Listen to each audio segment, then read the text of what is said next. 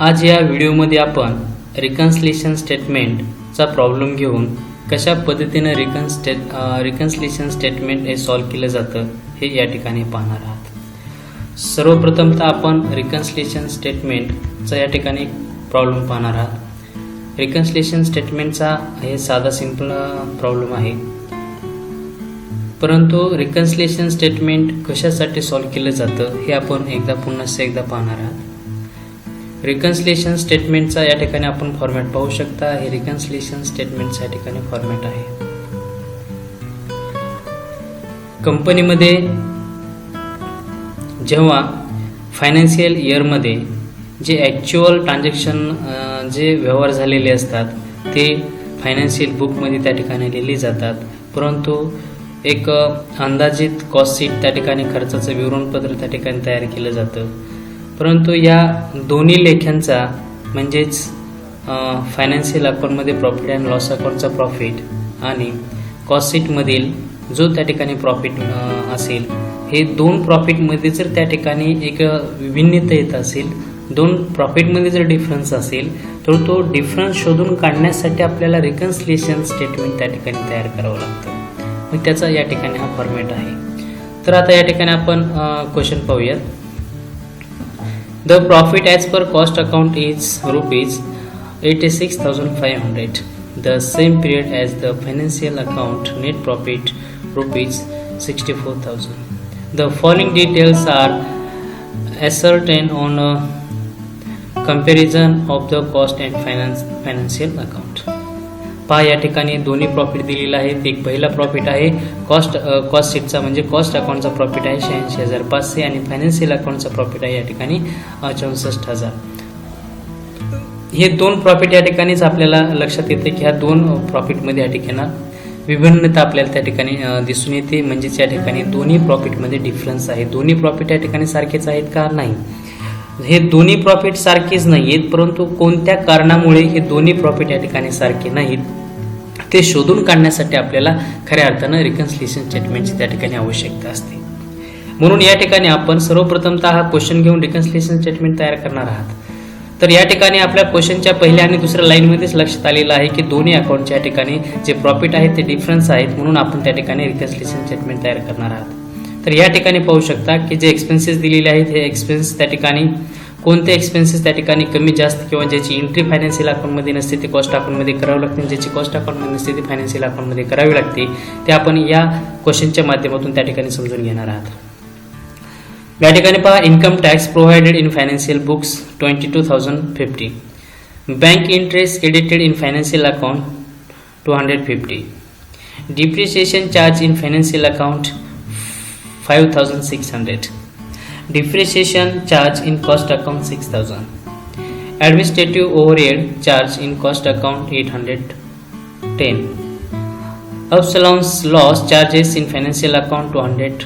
2,800, interest on investment not included in cost account 4,000, storage adjustment credited in financial account 240, loss due to depreciation in stock value 3,350, charge in financial account only, आणि final या ठिकाणी दिले prepare reconciliation statement.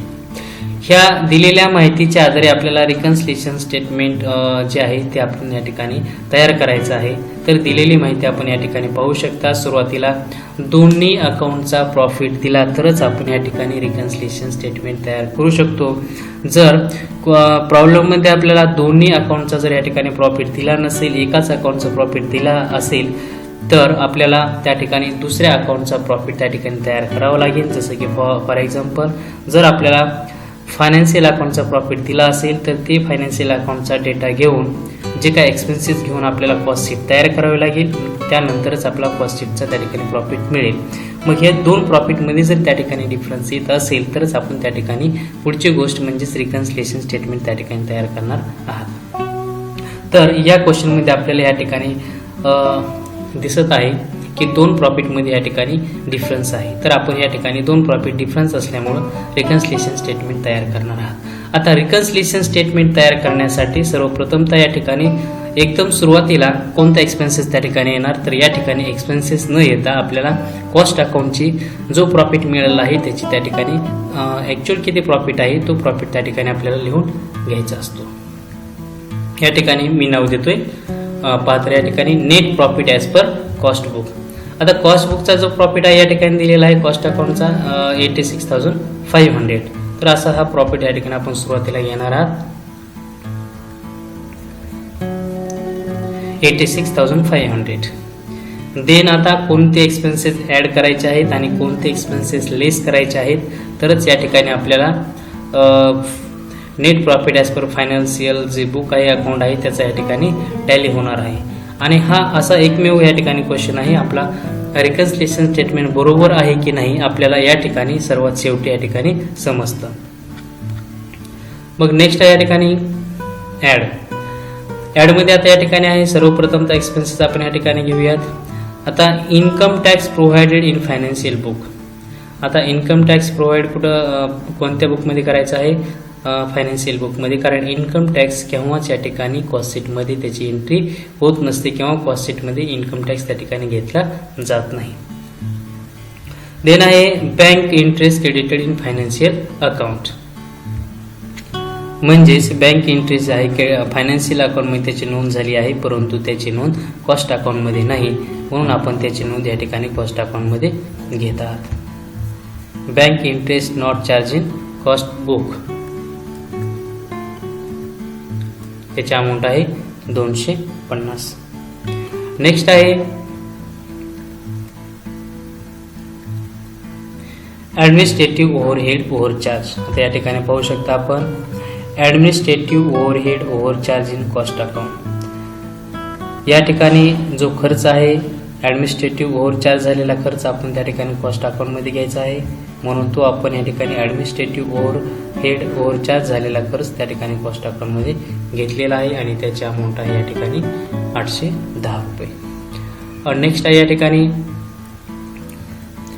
Depreciation. आता डिप्रिशिएशनच्या बाबतीत या ठिकाणी एक गोष्ट या ठिकाणी जो पॉईंट आहे तो या ठिकाणी लक्षात घ्यावा. Depreciation charge in financial book 5,600 and depreciation charge in cost account 6,000. आता फायनान्शियल अकाउंटमध्ये डिप्रिशिएशन दिलेलं आहे 5,600 आणि कॉस्ट अकाउंटमध्ये डिप्रिशिएशन दिलेलं आहे 6,000.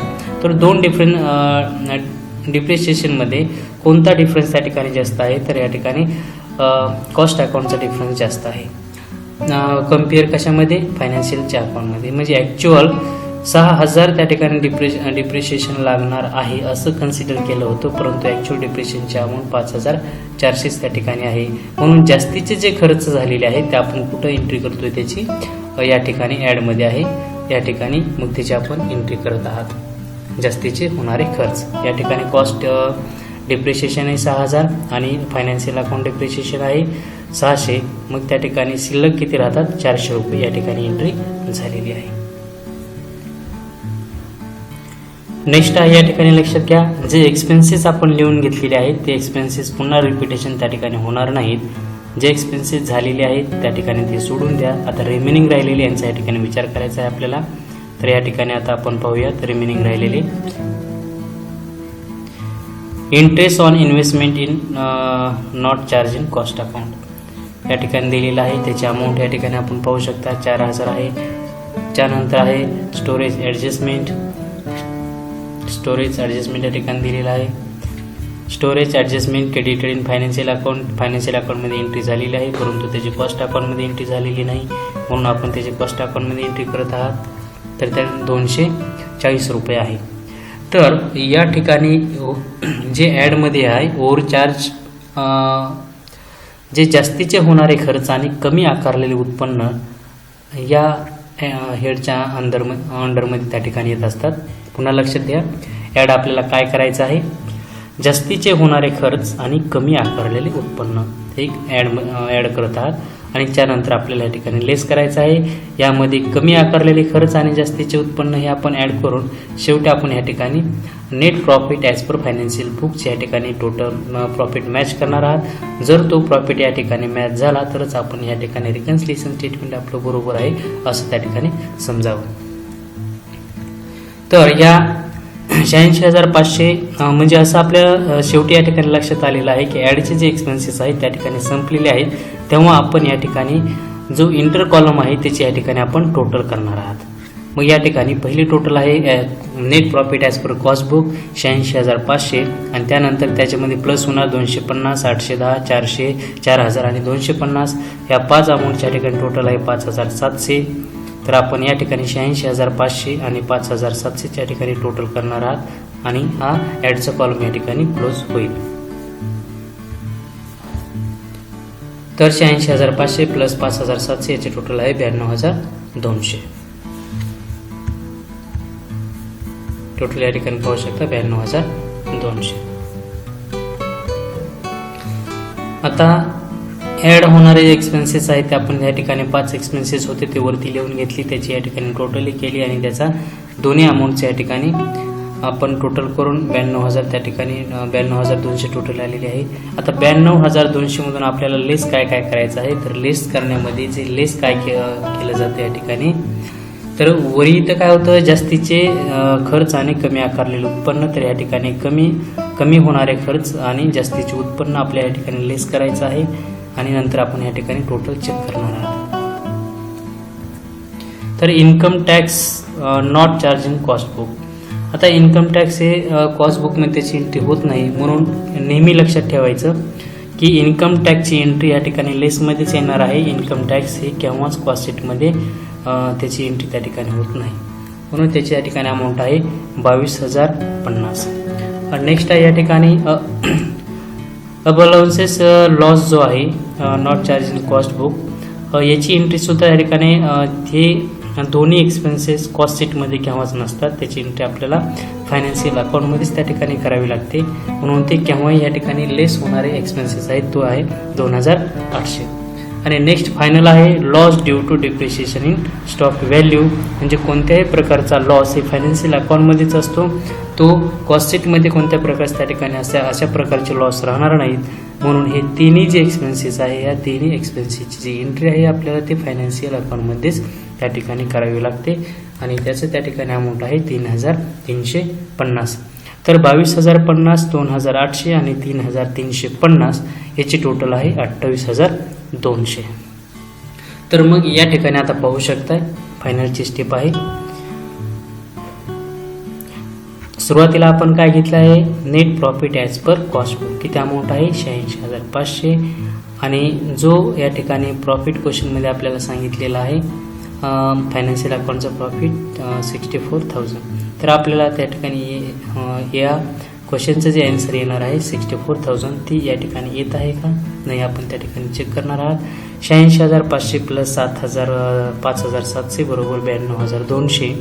तर आता या ठिकाणी 92,200 जी अमाऊंट आहे ही अमाऊंट आपल्याला काय करायची आहे, लेस करायची आहे अमाऊंट. कोणत्या याच्यामधून, तर या ठिकाणी जी लेस जे एक्सपेन्सेस आहेत या ठिकाणी झालेले याची टोटल आहे 28,200.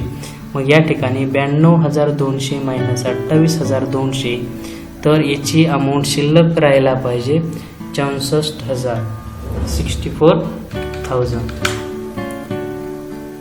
हे जर अमाऊंट 64,000 त्या ठिकाणी येत असेल तर आपण क्वेश्चनमध्ये पाहू शकता फायनान्शियल अकाउंट नेट प्रॉफिट 64,000 आहे, तर म्हणजे आपलं हे रिकन्सिलिएशन स्टेटमेंट या ठिकाणी बरोबर आहे. म्हणजेच दोन लेख्यामधील या ठिकाणी डिफरन्स कसा आपण त्या ठिकाणी शोधलेला आहे. तर पाहू शकता की काही जी एंट्री जी आहे त्या ठिकाणी कॉस्ट अकाउंटमध्ये काही एंट्री झालेली नव्हती, आपण कॉस्ट अकाउंटमध्ये एंट्री केलेली आहे आणि फायनान्शियल अकाउंटची एंट्री त्या ठिकाणी मायनस केलेली आहे. मग हे प्लस मायनस करून आपण या ठिकाणी दोन्ही लेख्यांची टोटल या ठिकाणी 64,000 आलेली आहे. पहा, तर पहिलाच एक नेट प्रॉफिट आहे 86,500 आणि दुसरा नेट प्रॉफिट आहे फायनान्शियल अकाउंटचा 64,000. हे दोन प्रॉफिट या ठिकाणी जरी आन्सर बरोबर येत असेल तरच आपलं या ठिकाणी रिकन्सिलिएशन स्टेटमेंट बरोबर आहे असं त्या ठिकाणी समजलं जातं. तर अशा पद्धतीने आपण हे रिकन्सिलिएशन स्टेटमेंट सॉल्व्ह करू शकतो.